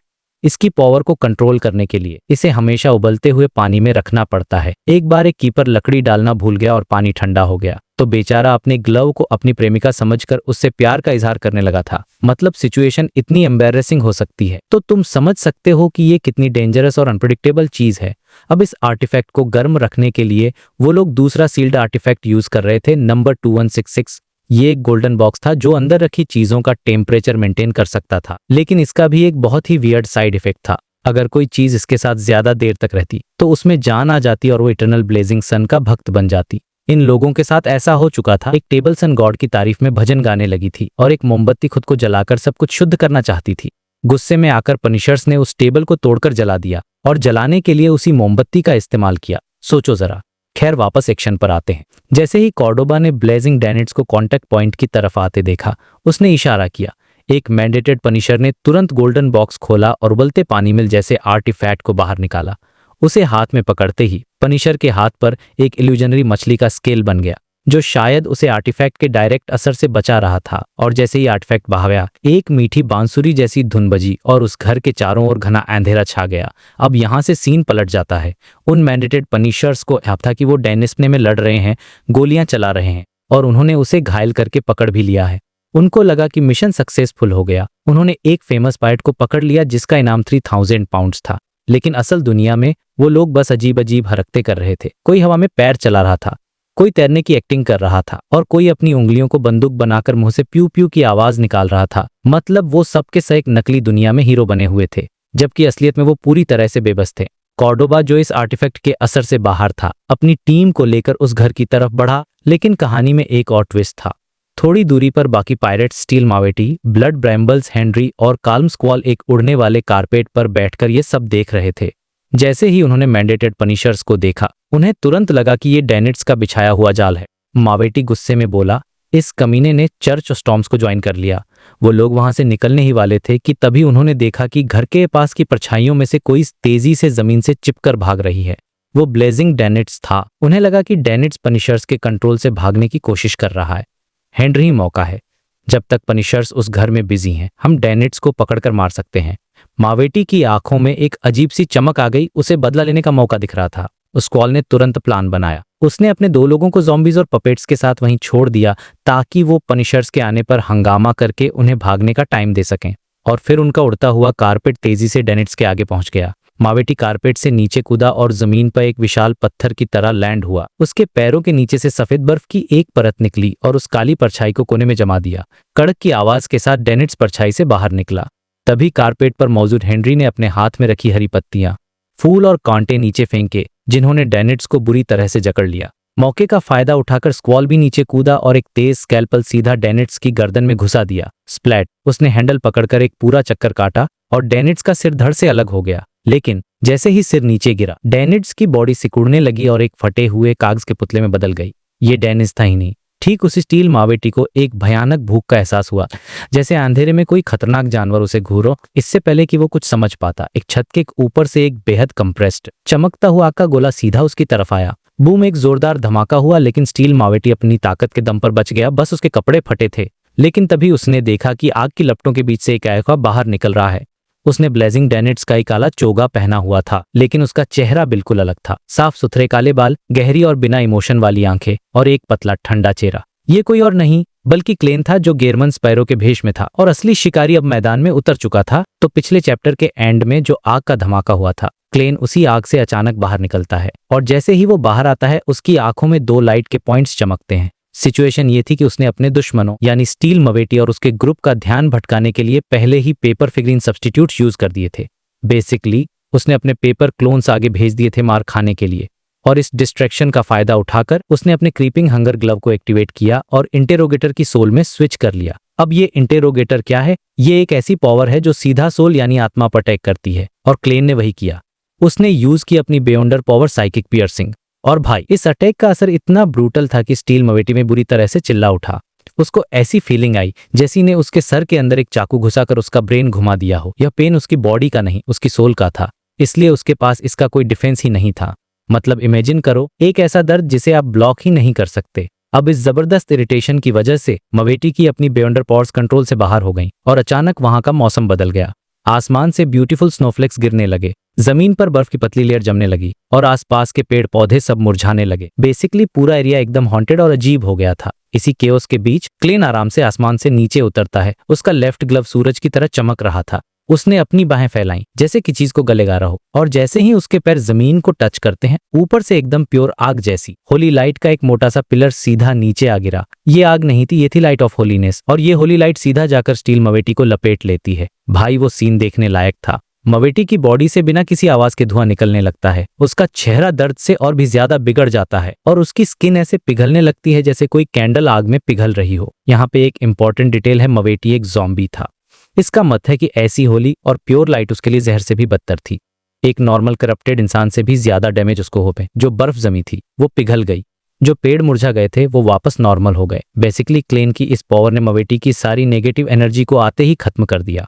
अब इतना बड़ा लाइट शो देखकर मवेटी के साथी ब्लड ब्रैम्बल्स, हेनरी और स्क्वॉल अलर्ट हो जाते हैं। हेनरी ने तो तुरंत अपनी जादुई पॉकेट से कुछ मटेरियल निकाला स्पेल कास्ट करने के लिए। वो मवेटी को बचाना चाहता था, लेकिन जैसे ही वो कुछ करने वाला था, उसकी आंखों के सामने अचानक आग से बने हजारों कौवे यानी फायर रेवेंस आ गए। ये क्लेन के सनबर्ड ब्रोच की पावर थी। इतने सारे फायर रेवेंस को एक साथ अपनी तरफ आते देखकर हेनरी का एक सेकंड के लिए रुक सा गया। उसने फौरन अपना प्लान बदला और एक दूसरा मटेरियल निकालकर अपने ऊपर छिड़क लिया। उसने एंशिएंट हर्मिस लैंग्वेज में कुछ कहा, सी वेव्स, और वो पाउडर अचानक पानी की लहरों में बदल गया, जो आग के कौवों से टकराकर ढेर सारा सफेद धुआं यानी स्टीम बनाने लगी। इसी धुएं के बीच से दूसरा साथी स्क्वॉल देख कि मवेटी की स्किन वैक्स की तरह सिरा पिघल रही है और उसके पास वो अनजान आदमी यानी क्लेन खड़ा है। लेकिन स्क्वॉल पैनिक नहीं हुआ, वो बहुत ठंडे दिमाग वाला था। उसने शांति से अपने दोनों हाथ उठाए और नीचे की तरफ दबाए। अब यह एक अजीब पावर थी। अचानक क्लेन को फील हुआ जैसे वजन बहुत बढ़ गया हो, उसके मूवमेंट स्लो हो गए, जैसे उस पे किसी ने भारी बोझ डाल दिया हो। इसका फायदा उठाकर मवेटी ने भी जमीन पर लुढ़क कर खुद को उस लाइट ऑफ होलीनेस से बचाने की कोशिश की। लेकिन स्क्वॉल को झटका तब लगा जब उसने देखा कि जिस आदमी को उसने कंट्रोल किया था वो वापस एक कागज पतला सा पुतला यानी फिगरीन बन गया। असली क्लेन तो कहीं और से अपीयर हो गया था। मतलब क्लेन ने दोबारा सबको बेवकूफ बना दिया। ये उसकी प्लानिंग का लेवल है, हमेशा एक कदम आगे। असली क्लेन ने आगे बढ़ते हुए 3 बार चुटकी बजाई, पा पा पा। उसकी हर चुटकी से एक एयर बुलेट निकली जो उसके सनबर्ड ब्रोच की वजह से प्यूरिफिकेशन पावर से चार्ज थी, और ये तीनों गोलियां इतनी स्पीड से जाकर सीधा मवेटी की छाती में लगी जहां उसकी स्किन पहले से ही पिघल चुकी थी। एक बहुत बड़ा और भयानक घाव बन गया जिसमें से सुनहरी आग निकल रही थी। स्क्वॉल ने क्लेन को रोकने के लिए कई सारे स्कैल्पल्स यानी छोटे सर्जिकल नाइफ्स फेंके, लेकिन क्लेन एक एक्सपर्ट एक्रोबैट की तरह उन सबसे बच गया। मवेटी ज़ॉम्बी था, उसकी बॉडी बहुत टफ थी।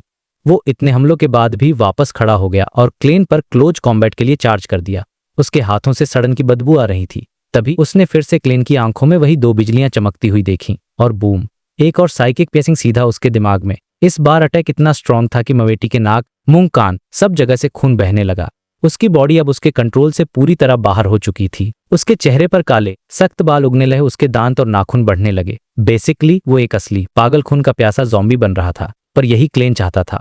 इस मौके का फायदा उठाकर क्लेन उसके एकदम पास गया और उसके कंधे के नीचे से निकलते हुए उसने अपने हाथ में रखी एक चीज को मवेटी के उस बड़े से घाव में घुसा दिया। वो चीज क्या थी? एक छोटी सी शीशी जिसमें बुलेट्स के साथ ढेर सारा सनहोली वाटर भरा हुआ था, जिसे क्लेन ने पहले से ही तैयार रखा था।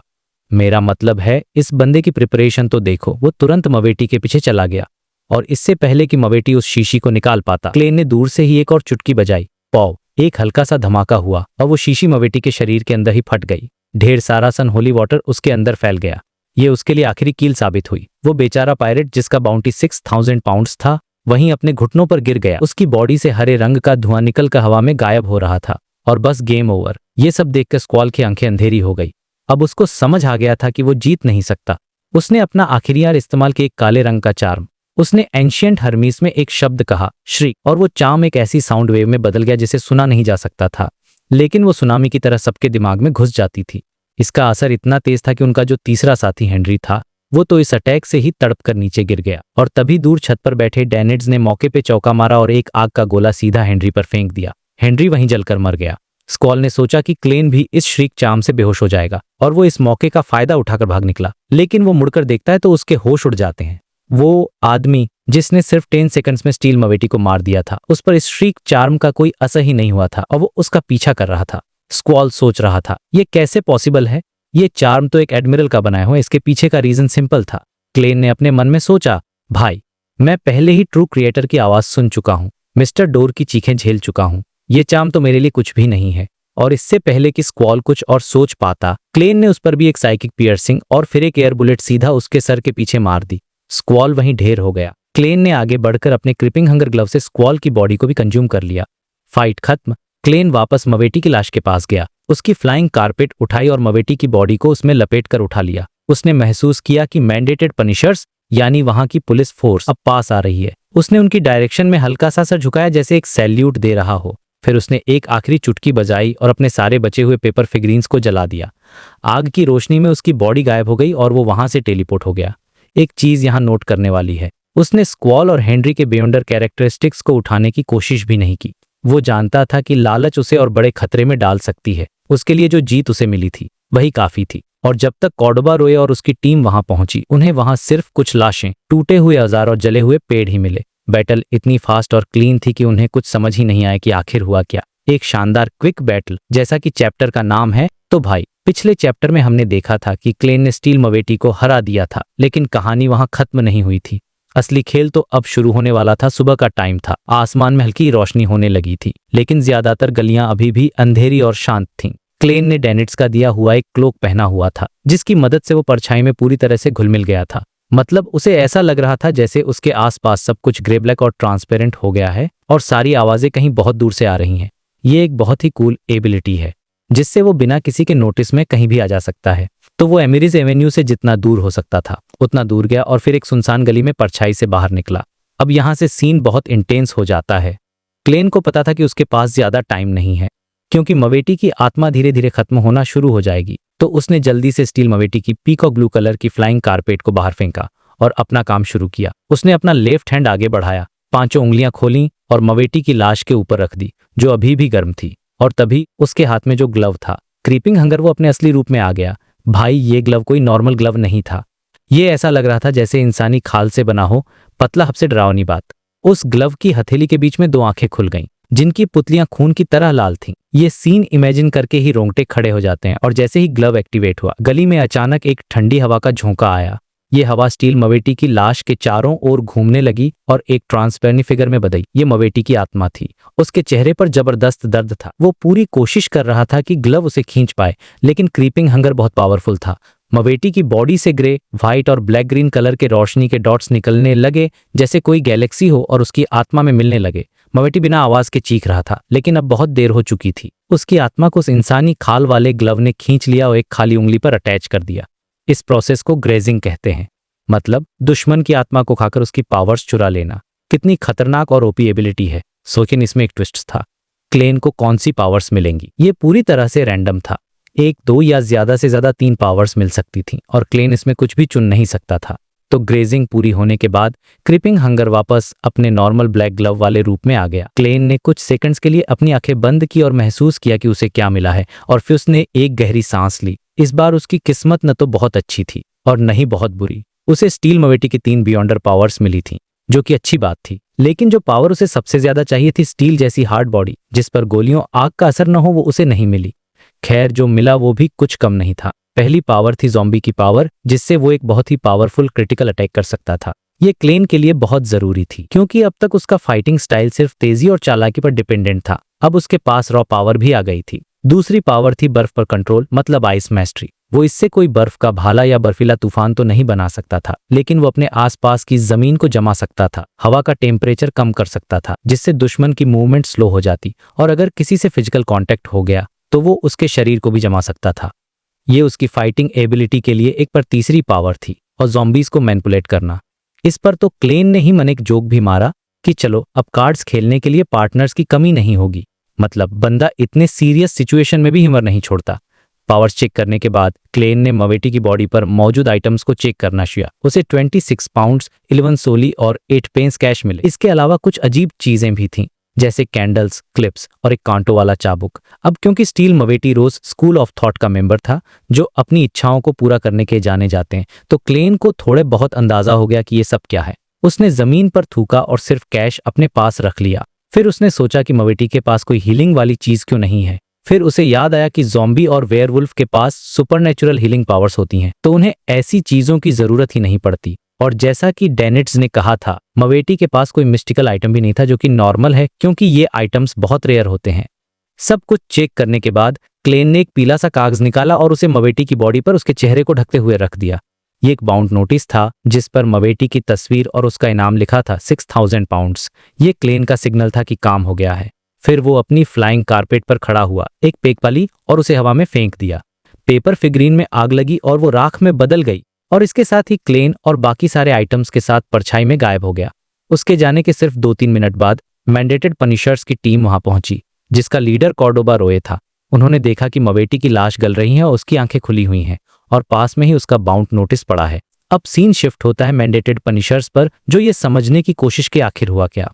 कॉर्डोबा ने अपनी टीम के एक मेंबर से पूछा, जो अलौकिक तरीकों से सुराग ढूंढता था, क्या ये किसी सनबिलीवर का काम नहीं। उस मेंबर ने, जिसका नाम बर्ग था और जो एक नॉलेज कीपर था, लाश को चेक किया और बोला, नहीं, ये किसी सनबिलीवर का काम नहीं है। उसने रीजन दिया कि लाश को जिस तरह से खाया गया है, उसमें एक दुष्ट फीलिंग है जो फ्लेश और ब्लड से जुड़ी है, और कोई सनबिलीवर होता तो वो ट्रू क्रियर के डोमेन से जुड़ी किसी भी चीज को तुरंत या तो प्यूरिफाई करता या सील कर देता, उसकी पावर्स का इस्तेमाल नहीं करता। कॉर्डोबा को ये लॉजिक सही लगा।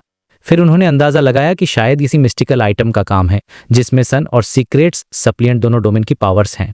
बर्ग ने कहा कि ये पॉसिबल है, लेकिन कोई सस्पेक्ट नहीं है। हाँ, एक बात कंफर्म थी कि ब्लड ब्रैम्बल्स को ब्लेजिंग डेनिट्स ने मारा था, और दूसरा आदमी उसका हेल्पर था, जो एक बहुत ही भयानक पावर हाउस है, किसी पायरेट एडमिरल से कम नहीं। उन्हें शक हुआ कि शायद ये वाइस एडमिरल एडविना का काम हो सकता है, क्योंकि उसके पास दूसरों की बियॉन्डर पावर्स को कॉपी करने की एबिलिटी है। लेकिन इंटेलिजेंस के हिसाब से वो सोनिया आइलैंड के पास थी, तो यहाँ कैसे हो सकती है। मतलब चर्च वाले पूरी तरह से कंफ्यूज हो गए थे, और उन्हें ये बिल्कुल भी अंदाजा नहीं था कि ये सब हमारे क्लेन का किया धरा है। वो एक ऐसे दुश्मन की तलाश में थे जो असल में ही नहीं, जबकि क्लेन तो बस अपनी पावर्स बढ़ा रहा था। और उधर ऑल्ड क्वीन के घर के बेसमेंट में हमारा एक और कैरेक्टर एंगर यानी गडमैन बैठा हुआ था।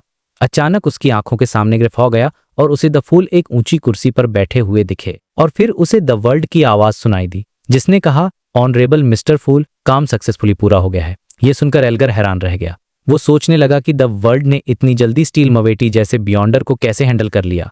वो सोचने लगा कि मिस्टर फूल का ब्लेस्ड कितना ज्यादा स्ट्रांग है और शायद वो टैरो क्लब में और भी बियॉन्डर कैरेक्टरिस्टिक बेचेगा। ये सीन दिखाता है कि टैरो क्लब के मेंबर्स की नजर में द वर्ल्ड यानी क्लेन की इमेज कितनी पावरफुल बन चुकी है। एल्गर अपने खुद के मिशन पर था और द वर्ल्ड की सक्सेस से उसे और भी मोटिवेशन मिला। तो कुल मिलाकर इस चैप्टर में क्लेन ने न सिर्फ नई और यूजफुल पावर्स हासिल की बल्कि चर्च को भी पूरी तरह से गुमराह कर दिया और साथ ही टैरो क्लब अपनी एक खतरनाक रेपुटेशन भी बना ली। सब कुछ एक ही रात में। कहानियां एक बहुत ही इंटरेस्टिंग मोड़ पर आ गई है जहां क्लेन पहले से कहीं ज्यादा खतरनाक और अनप्रिडिक्टेबल हो गया है। तो भाई चैप्टर 529 टैसिटनेस में आपका स्वागत है। टैसिटनेस का मतलब होता है बिना कुछ कहे ही एक दूसरे की बात समझ जाना और ये टाइटल इस चैप्टर के लिए एकदम परफेक्ट है। आपको आगे पता चलेगा क्यों। तो कहानी शुरू होती है एसिड लेमन स्ट्रीट से, विंड ऑफ एज्योर इन के बाहर। सिचुएशन ये थी कि ब्लेजिंग डेनिट्स एक मोटा जैकेट पहने छिपते छिपाते वापस आया था। वो एक दीवार के कोने में चिपका हुआ था और काफी देर से सोच रहा था कि क्या उसे भाग जाना चाहिए। मतलब कौन दोबारा उस खतरनाक पागल गेहरमन स्पैरो का सामना करना चाहेगा। इस बार की लाइफ पिछली बार की तरह नहीं थी। इस बार डेनिस दूर एक छत पर छिपा हुआ था जहां से उसे पूरा बैटल जोन दिख रहा और वहीं से उसने गेहरमन स्पैरो की असली ताकत देखी थी और अब जाकर उसे गेहरमन की बियॉन्डर पावर्स का अंदाजा हुआ था। और भाई लिस्ट सुनकर आपके भी होश उड़ जाएंगे। पेपर फिगरीन सब्स्टिट्यूट्स यानी कागज के पुतले जो उसकी जगह ले लेते थे, आग में से गायब हो जाना, साइकिक ब्लास्ट, सन डोमेन से निकली खोली बीम, उंगली से हवा की गोलियां चलाना, किसी और का भेष बदल लेना और सबसे खतरनाक एक ऐसा ग्लव जो बार बार अपना रूप बदल रहा था और जिसने स्क्वॉल को निगल लिया था। डेनिट्स का दिमाग घूम गया। उसने सोचा ये पावर्स तो मेरी कल्पना से भी परे हैं और इनमें से कुछ तो एक दूसरे के साथ कंपैटिबल भी नहीं हो सकती। मतलब ये सिर्फ एक दो आइटम्स का खेल नहीं था। और फिर उसे गेहरमन की आत्मा की गहराई से आती भूख का एहसास याद आया और सब कुछ क्लियर हो गया। वो ग्लव वो वाइस एडमिरल हरिकेन का क्रीपिंग हंगर था। डेनिट्स को अपनी कैप्टन की बात याद आई जिन्होंने खास तौर पर बताया था कि ये ग्लव बियॉन्डर्स की आत्माओं को ग्रेस कर सकता है, यानी उन्हें कैद करके उनकी पावर्स इस्तेमाल कर सकता है। और इसी के साथ डेनिट्स एक फाइनल जजमेंट पर पहुंचा। गेहरमन स्पैरो ही क्रीपिंग हंगर का नया मालिक है। और ये जानकर उसके मन में गेहरमन के लिए डर बढ़ गया, क्योंकि एक पावरफुल मिस्टिकल आइटम को इतनी एफिशिएंसी से इस्तेमाल करना भी अपने आप में एक बहुत बड़ी काबिलियत है। बिना जबरदस्त ताकत और लड़ाई के एक्सपीरियंस के कोई भी क्रीपिंग हंगर लेकर स्टील मवेटी और स्क्वॉल जैसे दो खतरनाक बंदों को 10 सेकंड में खत्म नहीं कर सकता था। और दूसरी बात, उसकी captain vice admiral Edwina Edwards को सीक्रेट सोर्सेज से पता चला था कि वाइस एडमिरल हरिकेन यानी किलांगोस चर्च ऑफ स्टॉर्म्स के हाथों नहीं बल्कि भागते हुए किसी एक बहुत ही पावरफुल बंदे के हाथों मारा गया था। और किलांगोस कोई छोटा मोटा पायरेट नहीं था, वो अपने पीक बहुत खतरनाक था। उसे आसानी से मारने वाला बंदा 5 सीज के किंग्स या क्वीन मिस्टिक के लेवल का ही हो सकता है। तो अब डेनिट्स के दिमाग में दो ही बातें चल रही थीं, या तो गेहरमन स्पैरो ने ही किलांगोस को मारा है या फिर उसके पीछे 4 किंग्स के लेवल का कोई सपोर्ट है। और दोनों ही पॉसिबिलिटीज डेनिट्स की सोच से कहीं ज्यादा डरावनी थीं। उसकी तो बॉडी ही अकड़ गई। वो सच में उस पागल एडवेंचर का सामना नहीं चाहता था, लेकिन फिर उसने एक लंबी सांस ली। उसे रियलाइज हुआ कि उसे जल्दी फैसला करना होगा। गेहरमन स्पैरो को डिवाइनेशन आता है, उसने सोचा, और मेरे पास उसका शैडो क्लोथ है। अगर मैं भागा तो सिर्फ पकड़ा जाऊंगा बल्कि उसे गुस्सा भी दिला दूंगा। और शैडो क्लोथ एक बहुत रेयर मिस्टिकल आइटम था जिसे वो खोना नहीं चाहता था। तो दांत भींचकर डेनिट्स ने हिम्मत की और होटल के अंदर अपने लग्जरी स्वीट की तरफ चल पड़ा। दरवाजे पर पहुंचकर उसने कुछ सेकंड इंतजार किया, फिर अपनी चाबी से दरवाजा खोला। अंदर एकदम अंधेरा था, गैस लाइट्स भी बंद थीं। सुबह की हल्की रोशनी खिड़की से आ रही थी और उस रोशनी के बीच दरवाजे की तरफ मुंह करके गेहरमन स्पैरो बैठा हुआ था। वो वापस अपने नॉर्मल कपड़ों में था, ब्लैक ओवरकोट और डार्क ट्राउजर्स, हाथ में एक हैट था। खिड़की उसकी पीठ के पीछे थी, इसलिए उसका चेहरा अंधेरे में था। सिर्फ उसकी डार्क ब्राउन आंखें चमक रही थीं, जो एकदम शांति से डेनिट्स को देख रही थीं। ये सीन देख तो किसी भी हालत खराब हो जाए। डेनिट्स ने अनजाने में अपना सिर झुका लिया और सूखी हैसते हुए बोला, आपके इंस्ट्रक्शंस के मुताबिक मैंने न्यूज एजेंसीज में ये खबर डाल दी है कि ब्लेजिंग ने स्टील मवेटी, ब्लड ब्रैम्बल्स, हैंड और स्क्वॉल को मार दिया है। और हाँ, उसने जल्दी से जोड़ा, मैंने ये भी मेंशन किया है कि मेरे साथ एक पावरफुल हेल्पर था, एक मिस्टीरियस टॉप एडवेंचरर और पुराना बाउंटी हंटर। क्लेन ने सिर हिलाया, एक पोलाइट स्माइल दी। Very good. डेनिट्स ने राहत की सांस ली, फिर उसने आसपास देखा और पूछा, स्टील और हेनरी के सिर कहाँ हैं? क्लेन ने शांति से जवाब दिया, नहीं। क्या आपने नहीं लिए? डेनिट्स शॉक में चिल्लाया, तो फिर हमारी बाउंटी का क्या होगा? उन दोनों के सिरों से ही तो उन्हें बाउंटी मिलती, भले ही उसका 15 से 30% हिस्सा बिचौलियों को देना पड़ता। डेनिस को यकीन नहीं हो रहा था कि गेहरमन स्पैरो, जिसकी आंखों में हमेशा पैसे की भूख दिखती है, उसने इतनी बड़ी बाउंटी छोड़ दी। क्लेन ने उसके सवाल का जवाब नहीं दिया और जमीन पर पड़े फ्लाइंग कारपेट की तरफ इशारा किया, तुमने इस काम में मदद की थी, तुम्हारे पास 2 चॉइस हैं, पहला 3000 पाउंड्स कैश या दूसरा ये फ्लाइंग कारपेट। तुम्हारे पास सोचने के लिए 5 सेकंड हैं, टाइम खत्म होने पर ऑफर खत्म हो जाएगा। 3000 पाउंड्स या फ्लाइंग कारपेट। डेनिट्स कंफ्यूज हो गया। उसने सोचा कि ये कारपेट तो सिर्फ उड़ सकता है और स्पीड भी ज्यादा नहीं है, लेकिन फिर उसे रियलाइज हुआ कि समुंदर में एक ऐसे बियॉन्डर के लिए जो सेलर पाथवे से नहीं है, ये चीज बहुत कीमती है। कम से कम जहाज डूबने पर जान तो बच जाएगी। वो अभी सोच ही रहा था कि उसे गहरमन की आवाज सुनाई दी। 2 डेनिट्स का दिल उछल गया और वो तुरंत चिल्लाया, फ्लाइंग कारपेट। क्लेन ने सिर हिलाया। ठीक है। डेनिट्स को अब जाकर थोड़ी राहत मिली। फिर उसने बड़बड़ाते हुए पूछा, आपने 5 और 4 क्यों नहीं गिना? क्लेन ने बिना कोई एक्सप्रेशन बदले जवाब दिया, मन में गिन लिया था। डेनिस ने एक गहरी सांस ली। उसका चेहरा देखने लायक था। इसके बाद क्लेन धीरे से उठा। उसने अपना है ट्रैक पर टांगा और अपने बेडरूम में चला गया। अब सीन शिफ्ट होता है कैथेड्रल ऑफ वेव्स में। एल्गर सुबह की प्रेयर के बहाने बिशप चोगो से मिला और उन्हें पिछली रात की सारी कहानी बताई। बस उसने एक छोटा सा बदलाव किया। उसने बताया कि उसने चर्च ऑफ एवरनाइट का स्लंबर चार्म इस्तेमाल किया था। चोगो ने उसकी तारीफ की और कहा, तुमने अपनी आस्था के लिए जान जोखिम में डाली।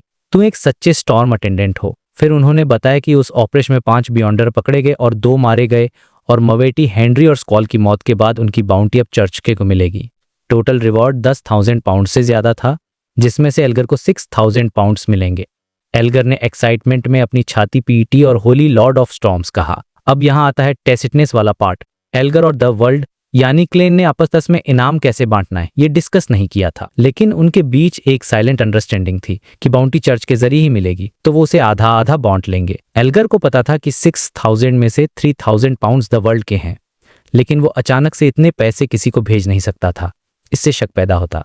तो उसने एक प्लान बनाया। वो एक महंगा मिस्टिकल आइटम खरीदने का नाटक करेगा और सबको यही लगेगा कि उसने 3,000 की चीज 5,000 में खरीदी है और इस तरह वो पैसे ट्रांसफर कर देगा। अब कहानी वापस क्लेन पर आती है, जो फूल की कुर्सी पर बैठा है और अपने 3,000 पाउंड्स के बारे में सोचकर खुश हो रहा है। लेकिन फिर उसे एक सीरियस बात याद आती है। उसने क्रीपिंग हंगर से स्टील मवेटी को ग्रेज किया था और अपने वादे के मुताबिक अब उसे एक आत्मा को आजाद करना था। उसके मन में लालच आया, इनकी बियॉन्डर पावर्स काफी यूजफुल हैं, इन्हें रिलीज करना अफसोस की बात होगी। वो खुद को समझाने की कोशिश करता है, मैंने पहले ही एक फेसलेस को रिलीज कर दिया था, शायद इस बार जरूरत नहीं है। लेकिन काफी देर सोचने के बाद वो एक गहरी सांस छोड़ता है। मैं खुद को धोखा नहीं दे सकता। वो हंसता है और फैसला करने के बाद रिलैक्स्ड महसूस करता है। उसने अपना वादा निभाने का फैसला किया। उसने सोचा कि किस आत्मा को रिलीज किया जाए।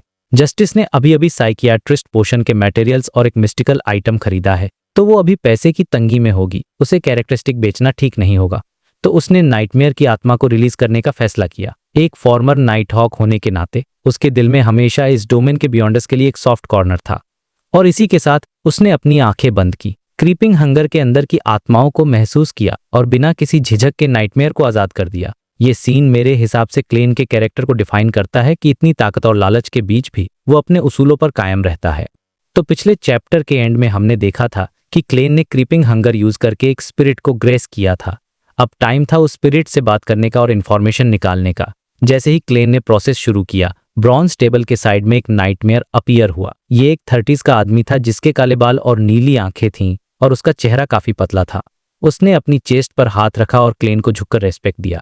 एक बात नोटिस करने वाली थी कि ये नाइटमेयर पिछले वाले फेसलेस से कहीं ज्यादा स्टेबल और होश में था। शायद ऐसा इसलिए था क्योंकि एवरनाइट पाथवे सोल को ज्यादा मजबूत बनाता है, या फिर शायद उसे अभी अभी ही ग्रेस किया गया था।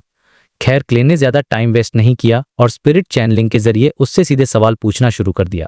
उसने पूछा, तुम केलांगोस के हाथों कैसे मारे गए? इस पर उस नाइटमेयर के चेहरे पर एक कड़वी मुस्कान आ गई। उसने बताया, मैं नाइपहॉक्स का एक रेड ग्लो हूं। मैं कुछ पुराने क्रॉनिकल्स यानी कि हिस्टोरिकल रिकॉर्ड्स को ट्रैक कर रहा था जो बालम एम्पायर के एक मकबरे से निकले थे। और भाई, ये कोई मामूली क्रॉनिकल्स नहीं थे। हमें शक था कि इन रिकॉर्ड्स का कनेक्शन डेथ के गुजर जाने के रीजन से हो सकता है। मतलब सोचो, ये कितनी बड़ी बात थी। गॉड ऑफ डेथ की मौत का राज। उसने आगे बताया, मुझे पता चला कि उन रिकॉर्ड्स का एक हिस्सा एक बहुत बड़े अमीर आदमी के हाथ लग गया है, तो मैं अपने 2 साथियों के साथ उसके शिप पर चढ़ गया।